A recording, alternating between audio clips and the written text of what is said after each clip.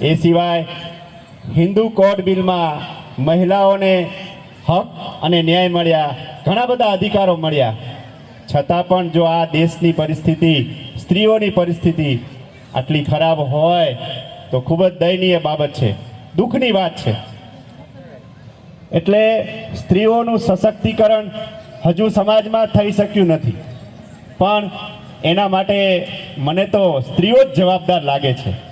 એ ઘણા બધા એવા ખોટા રસ્તાઓ અપનાવે છે, ઘણા બધા એ અંધશ્રદ્ધાઓમાં રાચે છે, ઘણી બધી એવી માન્યતાઓમાં એ સમય વ્યતીત કરે છે, જેના કારણે એ પોતે તો શિક્ષિત નથી બની શકતી, પણ પોતાના બાળકોને પણ યોગ્ય રીતે શિક્ષણ આપી શકતી નથી, જાગૃતતા લાવી શકતી નથી. એટલે સ્ત્રીઓએ જ આમાંથી માર્ગદર્શન લઈ શિક્ષિત બની અને જાગૃત બની અને આ મહિલાઓનું સ્ત્રી સશક્તિકરણ કરવાનું છે. બાબા સાહેબ, શિક્ષણમાં આપણા સમાજમાં જાગૃતતા આવી છે, શિક્ષણનો વ્યાપ વધ્યો છે, પરંતુ હજુ પણ સ્ત્રીઓમાં અંધશ્રદ્ધા, વહેમ, કુરિવાજો, અવૈજ્ઞાનિક માન્યતાઓ, અતાર્કિક વિચારધારા અને એ જીવનમાં એ ડૂબાડૂબ રહી છે. તો આજની આ વર્તમાન સ્ત્રીઓને આપ શું સંદેશો આપશો?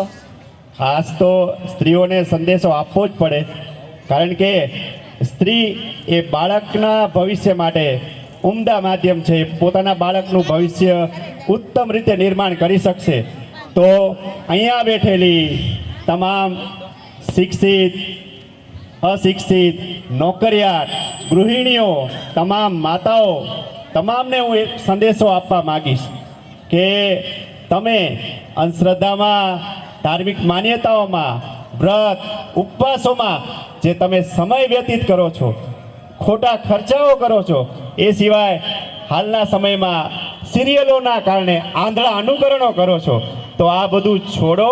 એ તમારા પ્રગતિના રૂંધક છે. તમારી પ્રગતિ યોગ્ય રીતે થઈ શકતી નથી.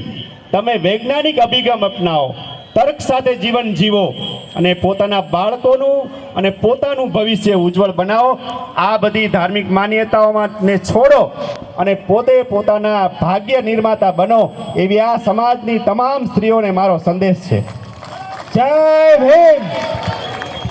બાબા સાહેબ, અહીંયા બેઠેલી બધી સ્ત્રીઓ વતી હું તમને ખાતરી આપું છું કે તમે આપેલ સંદેશ અને તમે આપેલ વિચારધારાને અમે આગળ ધપાવીશું.